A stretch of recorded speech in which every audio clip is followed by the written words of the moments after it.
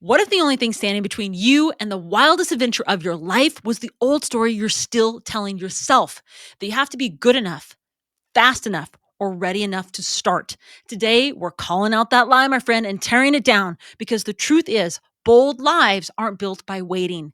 They're built by moving, one imperfect, fearless step at a time. Hey there, welcome back to Embers Rising. I'm your friend Wendy, and today, get ready because we are lighting a fire inside that you're going to feel in your soul. Today's guest is someone who didn't just chase adventure, she's built a life out of choosing it again and again.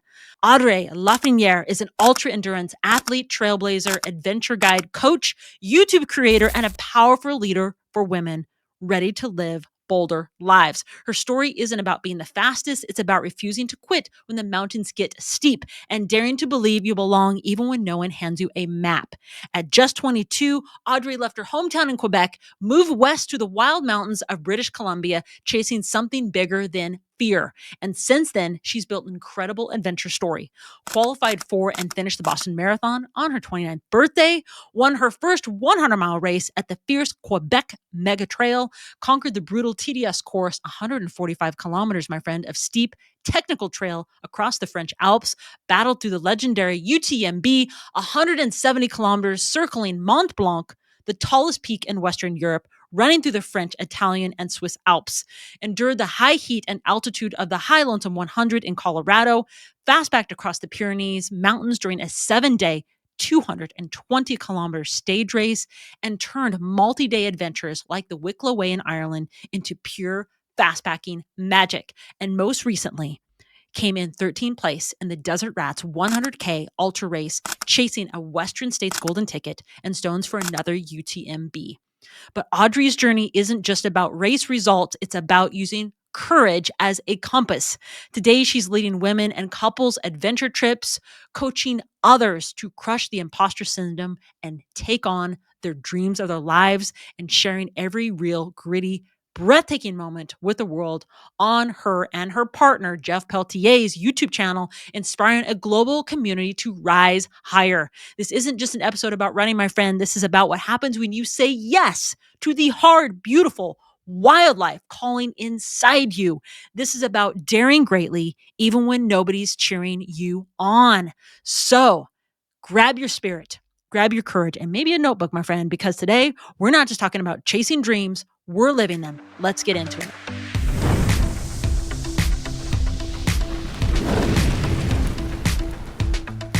How are you doing? I'm doing good. Thank you. Yeah. I feel like so blessed to be sitting here because I just want to say thank you so much for being here with me today. Like, I know how much it is to take out of your time, your energy, your dedication, your work, your training, all of that to show up for this conversation. Oh, yeah. It's no trouble at all. I'm happy to be here. And to be honest, this is only my second ever podcast interview. I've done one years ago, like pre-pandemic days. And it was in French for a podcast. The hosts were in Quebec. So very, very different vibe. So no, I'm super stoked that you invited me. I see Jeff being invited obviously on all sorts of podcasts all the time. And I'm always like, oh, maybe one day someone wants to talk to me. I'm all about you, girl. Yeah. So fired up that you're here. For anyone who's tuning in who doesn't know who you are, I thought maybe, and is meeting you for the first time and seeing you now for the first time, I thought maybe we could start at the beginning, because when we first had our conversation, you shared with me that you made this move at age 22 from Quebec to the West Coast. And I mean, that is a bold move for a young lady, like, hey, we're making this move by yourself. And I thought you could just talk about like what it was like to be betting on yourself to do a move like that and bring us up to speed from there. Sure. Yeah. So when I was in university, I guess I came across this opportunity to move to a different province for, I think it was just like a short stay, like 2 months to learn English. So for us residents of Quebec who only spoke French. So I saw it as a really good opportunity, again, like for me to learn English. I knew I wanted to travel a lot in my life, and I felt a little bit limited speaking only French, of course.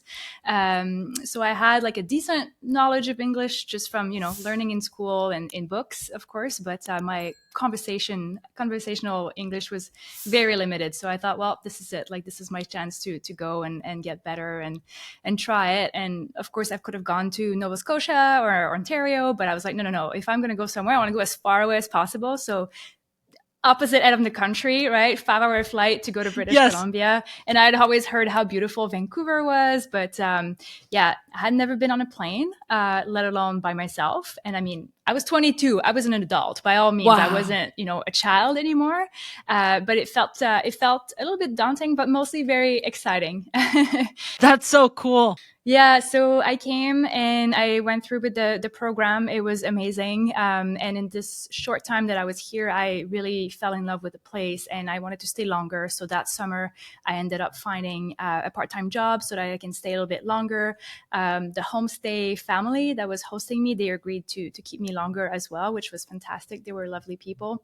So I got really lucky in a lot of ways. Like, yes, I took the risk and I decided, I put things together to make it happen. But I got lucky with the people that hosted me. I got lucky with the people I met within the program. I got lucky with the people from Vancouver that I met along the way as well. A few girlfriends and I went out one night and I made some really good friends like right there and then, which was unbelievable. And many people that I crossed paths with, like in those early days of me having just moved here, were just like, like just really good people that wanted to help me and welcome me here and made me feel comfortable and right at home. And my English improved rapidly so that I was able to find more work. And after a few months, admittedly, I had also met a guy, so I fell in love, and that was like one more reason why I just wanted to stay. So, so I decided to make the move permanent. It wasn't Jeff. I wish I could say like this is how our story started, but it was a different guy, and in the end, things didn't work out with him. But it was kind of a big reason why, of course, I ended up staying longer in the end, and that's kind of how it all started. But in my head, honestly, I had no doubts. Like coming into this, like I felt like, yeah, like why not? Like I felt I had not much holding me back in Quebec. Like I did, I had a job that I didn't particularly love. I was in school, which I was able to finish anyway. So like, I felt like I had nothing to lose and I just wanted something new and I was ready for the adventure. And coming here for the first time, I was blown away by just like the lifestyle, like the proximity to the mountains, the proximity with the ocean, just the access to nature that we have here. How easy it is for me to get out in the mountains or on the water or do basically whatever I want is unbelievable. And it's really hard to find that anywhere, I think. That's true. So true. That's true. You got the best of everything up there in BC. We really do. I'm reminded of that often. Oh, for sure. I'm coming up to visit. I can't wait. I've never been there. So did your running start there? I mean, I read that you really started road running originally. Yeah, I would say that started back in Quebec. So before I moved here.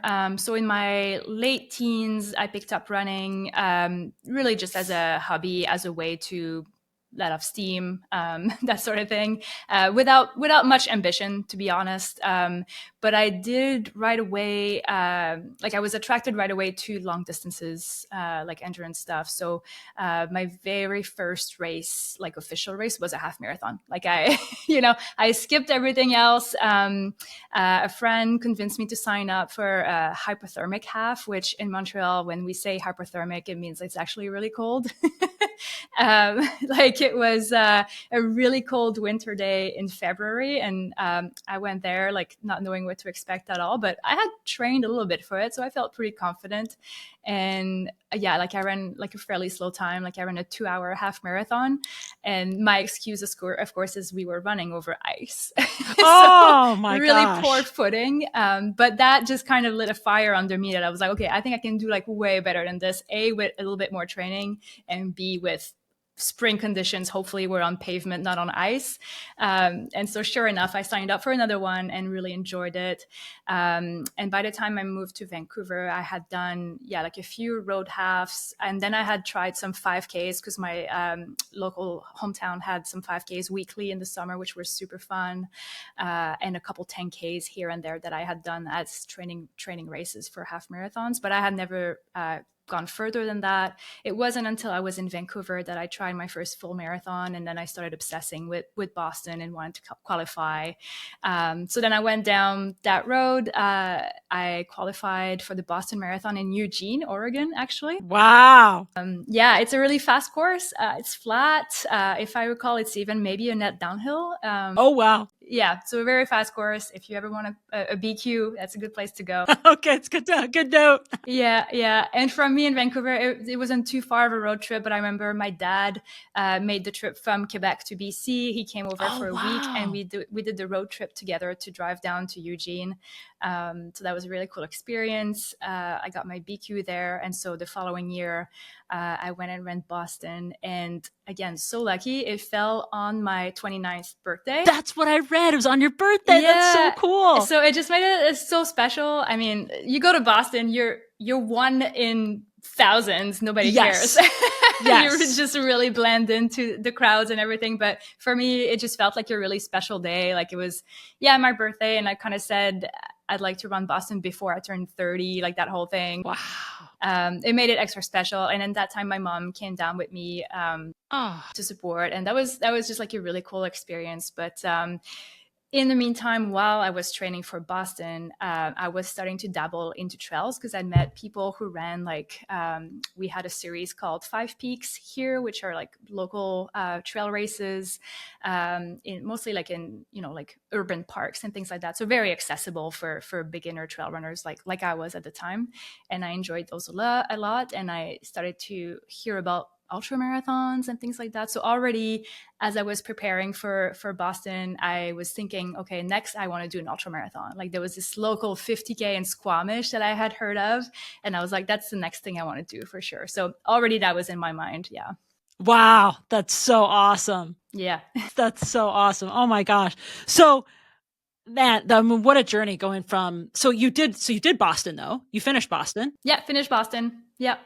Yeah, it wasn't my best marathon by all means. It's a tough course, and unfortunately with these things, like I think the hardest part is qualifying for Boston, and you train so hard and then you go and run the race, and that's just that's the celebration of it, I guess. But I had a tough go at Boston, like much slower than what I was gunning for, unfortunately. But I did finish. I have my finisher's jacket still in my closet. So I don't think it fits me anymore. My marathon days, I hate saying this, but I really looked like a marathoner. I was like skin thin, and now I feel like I have more like what I like to call a mountain body. Like, yes, definitely gone a little bit more muscular, a little bit more reserves, and that's totally okay. But yeah, bodies change, but I'm keeping that jacket forever. Anyway. Yes. Oh, of course. You deserve that. That's so great. Yeah. Oh my gosh. I love that. Yeah, 100%. 100%. Yeah. Okay, so I've written down some questions here. What's a belief that you dropped somewhere out there on the trail and never picked back up again? I think that I had to look a certain way. Early on when I transitioned to running trails, and again, that was definitely a belief that came with the road running days and the road running culture. I think it was probably mostly self-imposed. I have to say, again, I've had some luck in my life that I've never had models that would have promoted thinness or even looking a certain way. Neither did I have coaches that would have forced anything like that on me. It was 100% self-imposed, but also culturally influenced for sure. Yeah. And I would say as soon as I started dabbling in trails and wanting to push myself further, I've completely let go of that, and I've been okay with it ever since. That's great. Yeah, and sometimes I do look back, and like when I first started running trails, I would say I was still like very I looked very different. Sometimes I look back almost fondly on it, but most of the time I think, oh no, I was just way too thin. Like that woman could not do what I do today. I see photos of how I look today sometimes, and at first I have a bit of a shock, like kind of like, oh wow, like whose thighs are those? Like, mountain legs. Yeah, are those really my legs? And it's like, you know what? I'm healthy, I'm strong. I hardly ever get injured. If I do, it's like acute things like a badly rolled ankle or things like that. Or I take bells on the trails all the time like everyone else, but for the most part, I've never had like bone stress injuries or overuse injuries that have taken me out. And so if this is what my body looks like when it's strong and healthy, then so be it. Like I'm not going to fight it. I'm here to support it. And I would say that is for sure something I would have fought more when I was younger or when I was focusing mostly on road running, which is now I'm like completely let go of that. I love that. So if you're listening to this right now and you just heard Audrey say that, rewind this 1 minute and listen to that again, because that just makes us feel so good. Just loving where you're at. I love that. So you said that you're not elite, but the things you do obviously are extraordinary. When did you start owning that kind of identity? Yeah, I would say right from the beginning because, and again, maybe it's coming from a very humble road running background where, again, I felt like I was pretty non-exceptional in my road running career. I was always good, but like never standing out by any means. For me, when I started thinking about like running, even like my first ultra, like running a 50K, I was like, that's like incredible. Like the people that did that, I admired them so much. And I right from the beginning, I think I understood the work that it takes, the dedication, the effort, the time that you have to put into it. So I was in awe of other people doing it. So for me, it was natural that like I did it too. Like, why wouldn't I be in awe of myself and proud of it and feel like, I feel like that needs to be celebrated just as much as if I had won the damn thing. 100%. 100%. And I do wish that more people, more women specifically, felt that way about their running. That you don't need to stand on a podium to be proud of the accomplishment. And I think successes that on paper maybe are not as impressive still need to be celebrated and should be recognized and should be talked about. And that's why I've never been shy about talking about my results and things like that. Yeah. If that looks unimpressive to some people, move along. That's fine. Yeah, 100%. But I know that a lot of people can relate to my experiences. I think that me being, again, like non-elite, not chasing sponsors and things like that, I think that speaks to a lot of people that just want to push themselves and reach a certain goal, even if that looks different than what we see a lot of with the elites and pro runners. And by all means, nothing against all that. I'm a huge fan of the sport too. Like I love watching the pros racing, and I love, the free trail fantasy and who's going to win this weekend and who's gunning for the golden tickets. Like I'm all about that. I find that stuff very exciting. But the way I see it, like the reality of average runners is so different from that. But again, I think that still needs to be talked about and celebrated. I think we all need to see ourselves like that too, out there on the trail, and just have a not just body perspective, but just overall perspective about the work that we're doing out there, no matter how, even if it's a 5K, it doesn't have to be a 50K, even the small amount, just getting out there and doing something. Exactly. It's already so much more than a lot of people will ever do in their lives, whether by choice or not. Right. So that's the other part. Like some people will never have the opportunity to do things like that. Not necessarily by choice. So we're all very lucky. Okay. You've shared your struggles publicly. I've seen it through tears, through doubt, through tough races, even adventures out there on social media and YouTube.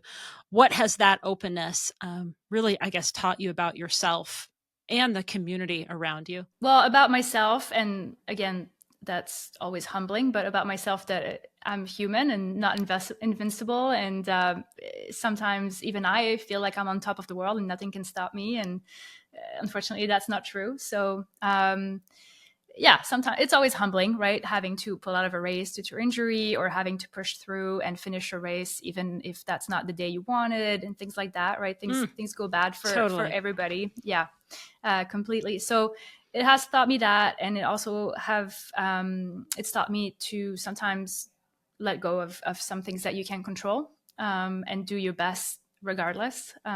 Let go of what you can control, and do the best with what you have, or control what you can control, and try to manage that as best you can. But mostly about others, I think it has brought me closer to a lot of people, to the trail running community at large. Again, I think that's what makes me so relatable.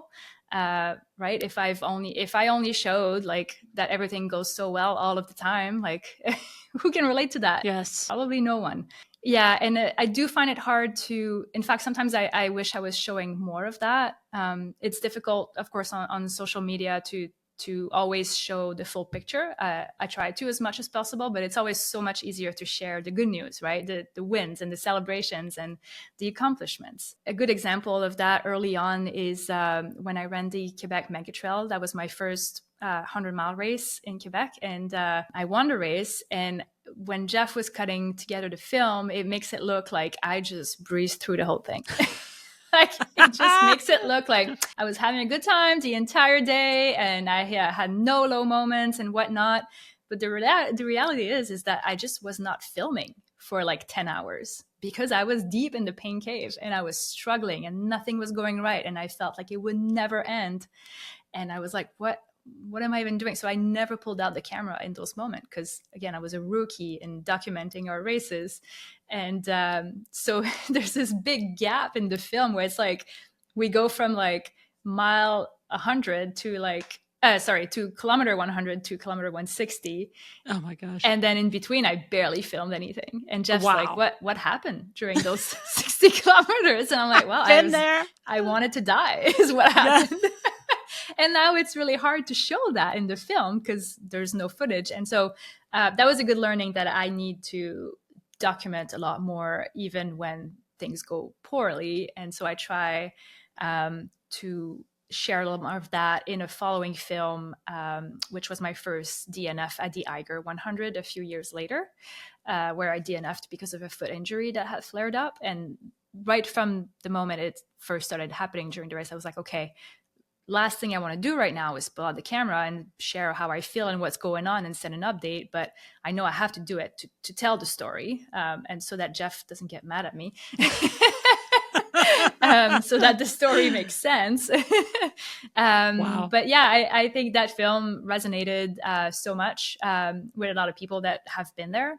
And I think it also reassured also other people that feel like they need to push through everything during an ultra, and like that's not true. Like it's okay to acknowledge if something is wrong, and you can do your best to control what you can, but sometimes obviously the smart thing to do is to DNF, is to drop from a race. So for me that was important to document that as well, and share how I lived with it. And yeah, in the end, I think that brought a lot more people to our channel or to my own social as well, because people found me even more relatable now. 100%. 100%. I remember my first 50K, Dave and I were doing it together, and we both had GoPros, and I was on it was a loop trail. And on my fourth round, I was in so much pain. I thought, you know what? I'm just going to call Dave and maybe he'll just talk me out of it. And so I left the aid station and I thought, I'm just going to call him. I couldn't get a hold of him. And I was like, he's not answering. The signal was bad. And I'm like, oh, if he could just tell me just to quit, that'd be great. And he didn't. There was no answer. And so I'm like, well, I guess it's the signal. I have to keep going. And I could not pull out the camera. I was so deep in the pain cave. I looked like I was dying, the death on my face. I think I pulled out my phone and took a look at myself. I'm like, I look terrible. I'm just put this away. Oh my gosh. Yeah. I try never to look at myself because I know it's going to be awful. And it's like, I know this is going to be in the film too, but whatever. It's so funny you say that because when we ran UTMB, Jeff was also racing it, but he was a few hours ahead. Like we agreed ahead of time. We were not doing this together, each their own race, and that's totally fine.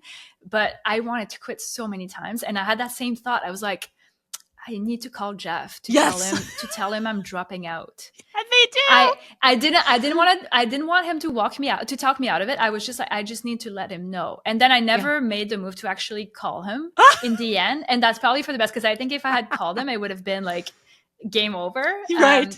But I never did. And oh, that's awesome. In a way, because we were making a film that time, I kept thinking also, I don't want this UTMB film to be the story about my first DNF. This isn't it. So I was like, you know what? I'm just going to keep going. For this damn film, I'm going to keep going. Oh my gosh, that's awesome. Yeah. Oh my gosh, that's awesome.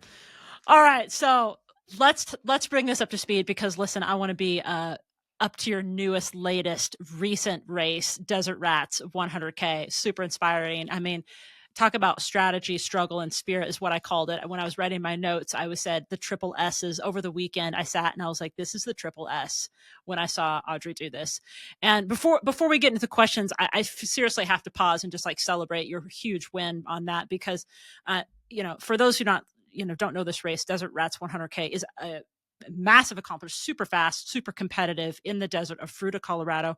I mean, nearly 14 hours on your feet. You finished 13th and maybe 48th. And that's no small thing. I mean, and on top of that, my friends, if you're listening, knowing how hot, exposed, and mentally relentless this course is, there's like no shade, by the way.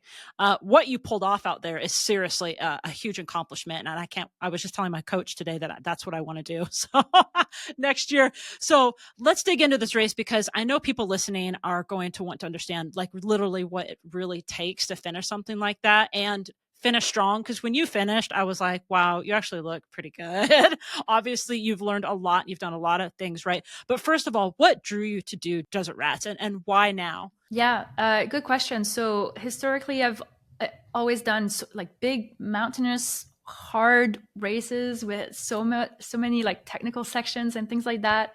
And by all means, I enjoy that. I like that. That it's very appealing to me. But that's not where my strength is. I've always known, I'm like, put me on a runnable course, I think this is where I'll shine. And yet I've never really done any super runnable races.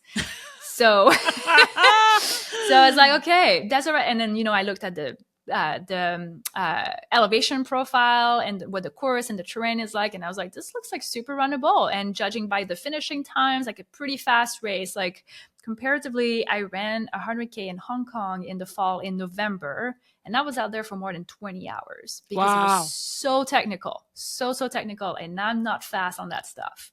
I somehow still finished 10th at that race, which I was shocked by. So I did pretty good, all things considered, but that race just left me feeling beat. And like, I was like, it's just not my thing, like to go on these like ultra technical stuff. So I was looking for something completely different. To be honest, there's some logical reasons behind it as well. It's a Western States qualifier. It also gives you UTMB stones. So I was looking to check those boxes. And also I wanted an early season race, mostly so that I can have the rest of the summer or a few months this summer where I can just be going on adventures, spend a little bit more time adventuring with my friends, and go. I have a few fast packs that are planned for the Alps, and Jeff has a big season of racing coming up as well, and I want to be able to support. So for me to race early in the spring, it was like then I can take a few months and just do whatever I want. Like of course I'm still going to be training, I'm still going to be running, but way less structure, and I don't have the stress to have to go through. Okay, I need to taper, I need to go do this race and execute and recover from it, and all these things. So for me, that event checked a lot of boxes. And I mean, we also knew the area ahead of time, and we loved that part of Colorado, like the desert part. So we were also kind of keen to go back there. For us in Vancouver, it's a pretty short flight to Denver, and we have an amazing partnership with Ross Monster based in Denver, who lent us a truck for the weekend. So it was a no-brainer. It was like, short trip, we get this amazing truck that we can live in for a few days. We have friends in Colorado. This event sounds awesome, and for once it's a fast runnable race. Let's go see what I can do. That's awesome. So that was kind of the reasoning behind it, wanting to do something a little bit different. And I would say my biggest concern going into it was, of course, like how hot it was going to be. And for me, living at sea level, the altitude is always at play as well. But that race isn't that high, so I was not too concerned about that. Mostly the heat. And sure enough, it was like it happened to be a really hot weekend, unfortunately. I And like saw you that. said, it's relentless because, like you said, there is no shelter anywhere. Like you're never in the trees or anything, and in fact, I was making fun of Jeff because the night before we drove a section of the course that's on the Rabbit Valley Road, and it's just like 8 or 9 kilometers of just like a dirt road. And yeah, like it's completely exposed. And Jeff was like, "Oh my God, you're going to be running along here tomorrow, and there's like no shade anywhere." And I'm like, we're in the desert. There's no shade anywhere. Like, what are you talking about? It's not like I'm going to come out of this forest and then be on the road. I'm going to be exposed all The day. Like, whole it doesn't day. matter. Oh my And gosh. yeah, and for me, in fact, I was like, yes, the road, like bring it on. I know I can run. Like, even if I'm tired, I know I can make up time here. So I was kind of looking forward to it, especially having driven it the day before. I knew it was coming. I knew what to expect. So for me, that was like a highlight of the race almost. Not the prettiest section, of course, but the easiest. Tell us about your race strategy. What was it like? What did fueling look like for that? Yeah, so my strategy it changed a little bit when we heard about the heat warning, of course. So I decided to start a little bit faster than I would have otherwise. Because originally my plan was to start slow and pace myself and be strong in the second half and pick people up towards the end of the race, which is normally how I race. But knowing how hot it was going to be in the afternoon, I flipped that around and decided to run as fast as I could for the first half, basically, because it was obviously much cooler in the morning. We started at 5 a.m., so it was dark out for almost the first 2 hours. It was really nice and cool. And even like the early morning hours at sunrise and after, it was still fairly cool outside. So I was trying to bank some distance there, trying to move as quickly as I could, knowing that it would mean for sure I'd have to slow down in the second half. But at that point, I was okay with that. And so that's exactly what I did. Like I banked so much time in the first half. I was at the halfway point in 6:15, I think. I think 6:25 by the time I actually exited that aid station, but I arrived there in 6:15 elapsed, which I was really happy about. Yeah, I was stoked on that. And I thought, even if everything goes out the window in the second half and I have to slow down so much, like I still have plenty of time. So that eliminated so much stress, so much pressure. So I think in the end that was a good strategy. And I knew I would slow down in the second half again, like because of the heat, and also the terrain got a little bit more difficult in the second half. There was a long section in really soft sand, and it's like I shouldn't be surprised. Like it's the desert. Like yes, there'll be sand, but like running in soft Yes. sand is so tiring, so tiring. So that took a toll on me for sure. But it was also on an out and back section, so it was kind of cool that I could see some of the elites coming back already. So that kind of cheered me up a little bit, and some people that I knew that were racing. So that was really fun. And then we hit like a long section on the west rim that was fairly technical and super windy, and so that took a lot out of me. But again, so my plan was to basically I'd laid out my nutrition and I really stuck with it the whole time. I was really stoked on that.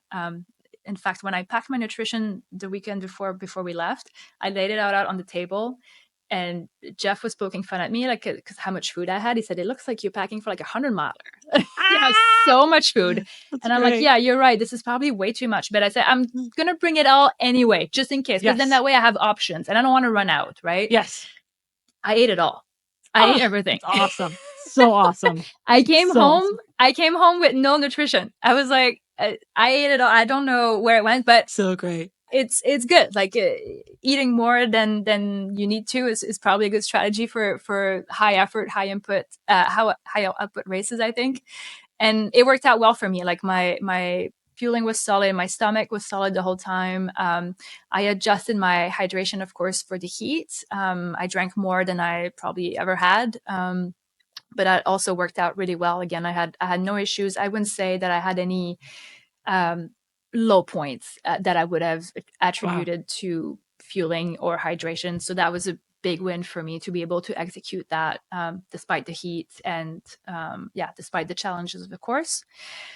So yeah, really proud of that. I would say there were some sections that were more technical than I expected, for sure. I think it took a lot of other people by surprise. A few runners that I've talked to after, even some on the 50K, said the same thing, that we kind of all expected really buff trails, and there were some technical sections, so that took me by surprise, and I did have to slow down a bit on those parts, but it is what it is. And I mean, at the end of the day, everyone goes through the same trails, so yeah. And the technical sections were like rock, like Yeah, sections, weren't they? That were kind of about on the cliff that you had to kind of skirt by. exactly. Yeah, like rocky, like in and out of canyons type of thing. Yeah, exactly. Yeah. And I've always been impressed with you and Jeff. You guys are whole food eaters, and Dave and I are the same way. What did you eat? Were you packing sandwiches on top of like bars and gels? I have to say, this time I ate no real food. So you're Oh, right. really? Okay, Usually, you yeah, usually do. usually I'd be at the aid station wanting like a grilled cheese sandwich and like Yes, some yes, sushi or something. yes. This time I was like, no, I've done only almost exclusively gels the whole time. Cool. I drank the NAC energy drink mix also the whole time. I always had at least one bottle of that on me. And some chews, like really simple stuff like the Scratch energy chews or the Precision Fuels chews as well. So I've had no real food that entire race, which Oh was a my gosh. first for me. I was And going to say that is the first. that is Yeah. the first. And I don't think I would want to do that for 100 miles or anything longer. Like I felt like because I was only running for 14 hours or less, I could manage that and was fine. And I think that saved me a lot of time just to not have to stop so much to eat. I was a lot more efficient with taking in my nutrition. But yeah, that was my first time doing that. I think that worked out well. And I think for runnable races, that will be for sure my strategy going forward. I think that worked out really well for me. And were you drinking carb electrolyte at the same time, or just electrolyte and water? Yeah, carbs. Yeah, carbs and electrolyte. Yeah, in my water. I took additional salt pills as well. Yeah. Okay. Oh, Yeah, just yeah, because that's great. I felt I was obviously hot and sweating a lot more than my entire training block. So Yeah, for sure. And was it the NAC gels also, or? no, I was using I'm a big fan of the precision gels, Morton and Science and Sports. I was just Yeah. kind of alternating between those, and some with caffeine, some without. Just yeah, mixing those up. It sounds like we're on the same plan. My coach has me doing the same thing. Oh, nice. same, Okay, same, awesome. same brand. So I'm testing those at right now. So it's great. It's good stuff. Yeah, all of it. I would definitely recommend. Like for me, anyways, it sits quite well in the stomach. Easy to digest. The Precision Fuel with the caffeine. Oh my gosh! Like they always give me such a little boost. Yeah, Okay, that's good to know. it could be 100% placebo effect, but I swear I'm running faster right after I take these gels. And it could just be that I'm like instantly in a better mood. And you know, when you're happier, you run faster. That's nice. That's really good. Yeah. Well, I hope they work out for me because I've had a sensitive stomach, so I'm trying different Oh, okay. things to kind of Yeah. like make the mix just right. Yeah. Okay. Yeah, that takes a little bit of experimentation for sure. I haven't run as long as you yet, so. Okay. Here's one for you. What was the hardest hour out there, and what did you tell yourself to keep going? It was for sure the second to last hour. I was thinking that. I actually said that to David. I said, I bet it was the second to last hour. Yeah. Yeah. So after I last saw my crew, Jeff, at the Rabbit Valley Aid Station 2. After that, first of all, I thought I was almost done. I thought I had only 15 kilometers to go. It was more like 22. Oh, wow. So in my head, at that aid station, I'm thinking, okay, I got this in the bag. I have 2 hours to hit my goal. No problem. I got this. Wow. And then it turns out it was like, no, you have one more aid station, and he told me the number of miles, and that didn't really quite register, but I was like, oh yeah, that is further than I thought. Damn it. So and then I started going fine, like right after, you see your crew there. I had some friends at that aid station, so I felt like all hyped, and I went on my way. And then an hour went by, and I was like, oh god, no, now I'm starting to really fade. I started feeling really like sore everywhere. Like now everything was painful, and then we had like quite a bit of climbing still to do. Hit a super technical sections after that very last aid station. That was a really tough hour, because also I kind of I started seeing time slipping away, where I was like, if I slow down anymore, like I'm gonna miss my goal. So now I started feeling, okay, like you cannot give up. You just have to keep moving. You know you can get there, you can do it. And then the next hour, the very last one, just went on forever. But then at that point, I was more positive. I was like, okay, I'm almost there. I'm gonna for sure hit my goal. But yeah, the one just before that was for sure the longest, felt the longest and the hardest, where everything started to hurt. And when you start contemplating, okay, do I pop an Advil right now just to make me feel better? I'm with you on that. Like, exactly. Yeah. Yeah. Do exactly. I do it? Like, I'm almost done. Like, what can go wrong? And what's the timing? When should I do it? 30 minutes from now? Or exactly. I started thinking about that. But yeah, that's the time that everything started to hurt. Early in the race, I rolled my ankle pretty badly. But at the time, I just kind of brushed it off. Like I thought it was okay. I thought it was just like a minor roll. And I was like, I just kept running and it was okay. Like, so I didn't think too much of it. And then somehow, like much later in the race, then it started really aching. And I was like, oh yeah, I guess I rolled my ankle earlier. Like it's really starting to hurt. I didn't want to look at it or anything. And I'm glad I didn't, because when I took my sock off, and still the next morning, like my ankle bone was as big as a tennis ball. No. And it was like flaming red, like just so angry. Oh. So yeah, so there were for sure some tough moments towards the end, but wow. I mean, to do that in the 13 hours and have a rolled ankle, literally. Yeah. Yeah. Who does that? I'm really glad that I pushed through, like for sure. And I mean, to be fair, like during a race, sometimes, you have the adrenaline that helps you, and you focus on different things, and it was all fine. But in hindsight, yeah, that was pretty painful. Well, I want you to bring us back to a moment out there that you had a view, a smile, or maybe it was an aid station vibe that reminded you why you do this. What was that moment? It came very early on, and anyone who watches our films will be able to see that in the film, because I did pull out the camera for this. Okay, so I'm running at sunrise on the beautiful plateau on the canyon above, and it's our first time seeing the Colorado River. And the sunrise is just coming, and I'm running along the Colorado River, like way up high, right? And it's just like the most beautiful light. It's this buffed out single track, nothing that can trip you. It's just like awesome. I pulled out the camera. I was like, this is what my dreams are made of. Like, this is why I do ultras. Like, look at this. Like, absolutely epic. So when I pictured doing that race, that's exactly what I had in mind. And it's crazy that it came to, like, it became a reality. That's exactly like what I had pictured. And that was it right there. And then that entire section, like that was pretty early on, obviously around sunrise. And the next couple hours were just like dreamy, absolutely magic. Dreamy.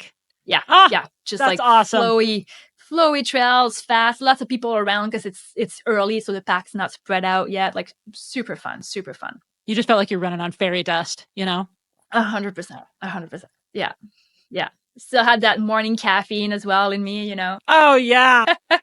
Yeah. Oh yeah. That's awesome. All right. So if someone's listening to this right now and they're going to run their first 50K or 100K even, what is the one thing that you would say to them? Whether it's a mindset shift or maybe it's a tactical thing. Good question. If it is like the mindset part, I always say, it's gonna be hard. There's gonna be a time for sure that you're gonna want to quit, or you're gonna want to stop, or you're gonna feel too tired or feel like you can't keep going. Like you have to snap out of that. Like you can keep going. You have trained for this. You are prepared. Like it's just a mental game. Like your mind wants you to stop, but I promise you, you can still keep going. Even if you have to slow down, you can still move forward. So that's the first thing mostly. And also just that time, like it doesn't matter, right? Like I think sometimes we get so hung up on like targeting like a finishing time or what we think is like good or not good enough and things like that. Like just let go of that. Just do your best in that moment and trust that will be good enough. But the more advanced advice would be to trust your legs more. Because often the first thing that's going to want to go is, again, it's your mind, right? Telling you that you're tired.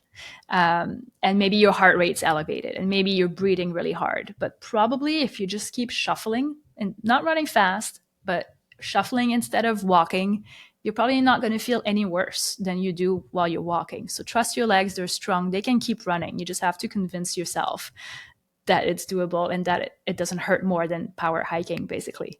Because often I'm guilty of that, right? When everything hurts, I'm like, I'll just walk. You'll feel better. And then it's like, I'm walking and everything hurts anyway. Yeah. So I might as well just keep running. That's awesome. Yeah. That's so great. Okay, now we're wrapping this up because I have to say, like, what's next, and obviously your inner flame, and I want to talk about. I mean, thank you for sharing this incredible story with. From Quebec to BC, from your road marathons to Desert Rats, 100K. The natural question is, what's next? And you've built something right now very special, not just through your own races, but through the way you are now leading, coaching, bringing women together for these big, bold adventures in the mountains. And I'd love to start with the community and experiences you're building, because I think so many listeners crave these kind of adventures, crave the connection and the challenge out there. Tell us about these adventures you lead out there, Audrey. Yeah. Oh my gosh. So we've been so lucky to partner with a few different companies in the past, but more recently we've been working with a company called Vagabond Trails, and they put together trail running adventures. They also do hiking, but we've been mostly doing trail running stuff with them. So multi-day fast packing around the Tour du Mont Blanc, in the Dolomites, and other parts of the world, of course. But last year I did the very first women's only Tour du Mont Blanc with them, and it was such a hit. Like, it was fantastic. It sold out almost immediately. Like, clearly there's a demand for that, for sure. And for me, it just felt really special to be able to see all these women. Some of them were quite intimidated, and to see that they decided to come anyway and give it a try and see what they could do and who they can meet and what they can walk away with. It was really a cool experience. And it went so well that we decided to do another one this year. So I'll be hosting another group of women on the Alta Via 1 in the Dolomites, which will be amazing. So another group of fantastic women. In fact, I still have a couple of spots open. If anyone listening to this is interested, it's coming up this August. But yeah, I find it's such a different dynamic. Like, I've done these with Jeff as well as a couple, where we have both men and women, and it's really fun as well. And we love meeting other couples, of course, that join us. Some of them we've remained we're really good friends with now. And when we travel, we try to connect with them, right? So I'm really, really grateful for the people that we got to meet through these adventures. But mostly, I think everyone just walks away with some learnings and with some new ambitions. Even, like, for a lot of people, this is just the first step. And then they feel more confident to do something similar on their own the next time, right? Or to go with a different group or to try different things. But the women's only specifically, I find is such a good dynamic. Like, if you've ever been with 12 other women in the mountains for days, like, you'll know what I mean. Like, it's just a special bond that ends up happening. So yeah, I'm super lucky that we're going to do this again this summer, and hoping to do more in the future as well. Who knows, we might do some more like retreat style stuff in the future as well, where it's less about fast pack like A to B, but more having like a home base and doing like some trail clinics every day with some teachings and a little bit more relaxing environment where you're there to learn and to relax and to pamper yourself more so than running every single day. But yeah, so super lucky that we get to do this a few times a year now, and it brings us to different places as well. So I'm very, very grateful for that. So I have that coming up this summer, and of course supporting my partner Jeff for his big goal of the season at the Badwater 135 in July. Yay, go Jeff! It's going to be so good. Yeah, that's super exciting. And of course, the whole documentary, I think, will be epic. It's going to be a big production, a lot going into it right now. We're in the planning phase, so that's taken up a lot of time, but a really exciting project. And I'm not too sure what's next for me, other than the adventures for the summer. I'm signed up for a 50K at Mammoth Trail Fest in September. So that should be my next official race. Really excited. I have never been to the Sierras before, so it'll be a new challenge for me. But other than that, I think I might just have a year of fewer races, but more adventures, a little bit more flexibility, and hopefully a bit more travel as well. And then we'll see for next year. Obviously, fingers crossed always for all the lotteries. Maybe I get into Western states. Maybe I get into hard rock. Maybe I get into UTMB. Maybe I get into none of those. And if that's the case, then I'll quickly think of a plan B. Yes, I love it. Yeah. And you're coaching right now. Tell us a little bit about your coaching and what really lights you up about that. Yeah, so I started coaching late last year. So I would say in October, officially kind of soft launched my coaching business with just a few clients to start with. And it's really taken off now. In fact, I have a full roster of athletes. I'm really happy that there was, again, like so much interest, so much demand. It's going really well. Like it's the kind of thing, like, you know, when you find yourself doing something and you don't see time passing by, right? Like you lift your head up from the computer and like all of a sudden the whole day has passed because you've just been so absorbed into this one task that you're doing, right? So that's really how I feel like doing all the programming for my different athletes, adjusting the plans to fit their schedules when they have things coming up, finding creative ways to get them to push themselves a little bit without them noticing sometimes. Yes. Things like that. So love it. Yeah, I've been really enjoying it, honestly. It's the kind of thing that I don't know why I didn't do this sooner. Like, it just makes so much sense. I think I was always hung up on the fact that I needed to be employed. You know, I've always had a job and had like health benefits and, you know, RSPs and things like that. I've always had like that security, right?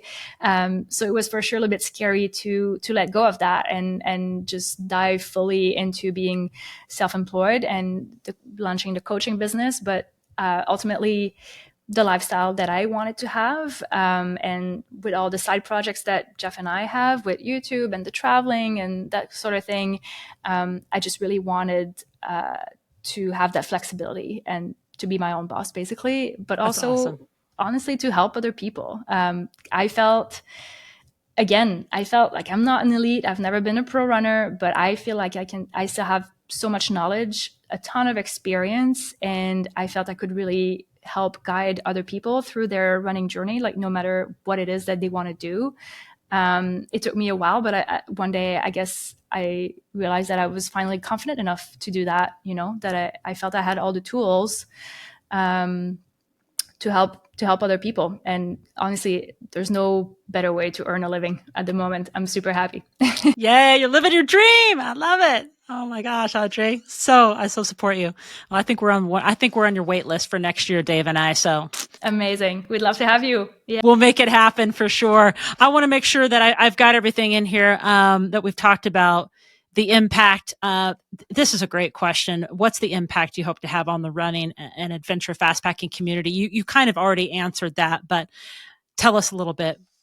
Yeah, of course. I'm always hoping if my running if my story, whether it's an Instagram post or whether you follow me on Strava or whether you found us on YouTube, like whichever way, if it can impact one person to think more positively of their own running career or their own running journey that they're on, then that's a huge win.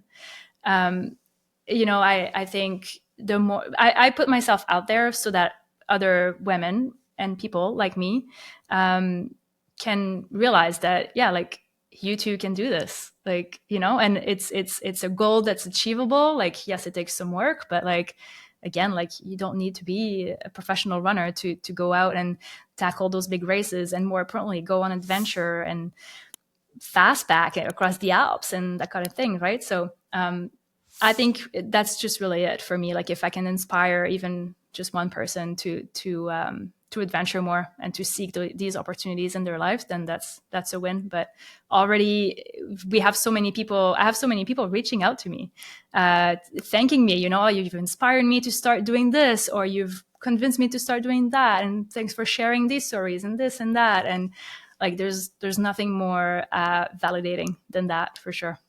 Well, you've definitely inspired. Dave and I have on our list for August. I think at the end of July and August this year, we're doing the Teton loop that you guys did in amazing. the Tetons.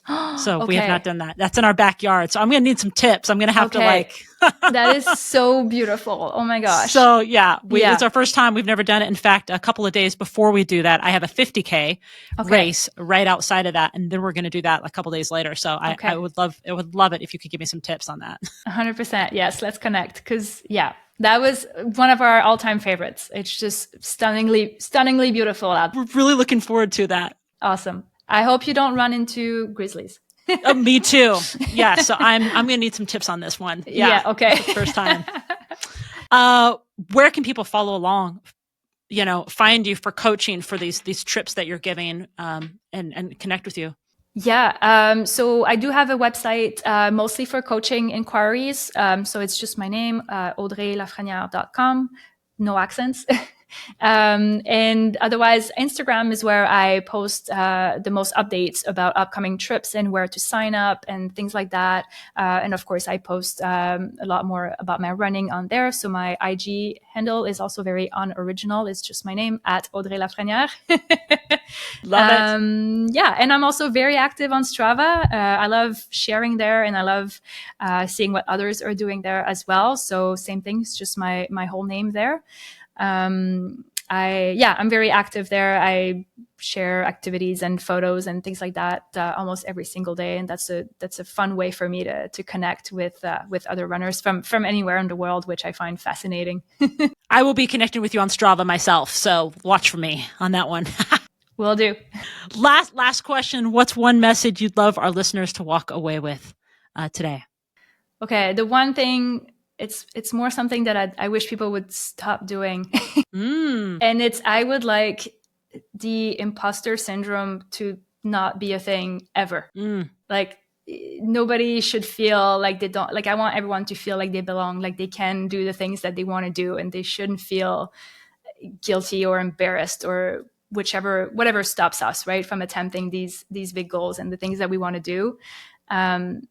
I get it why the imposter syndrome exists, but I really wish that nobody suffered from that and that it just wasn't a thing anymore, especially for women.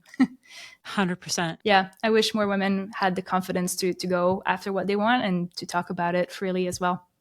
Okay, my friends, you've heard Audrey say it. If you're out there listening to this, you've got to get off the sofa and go after what you want. Seriously. That's right.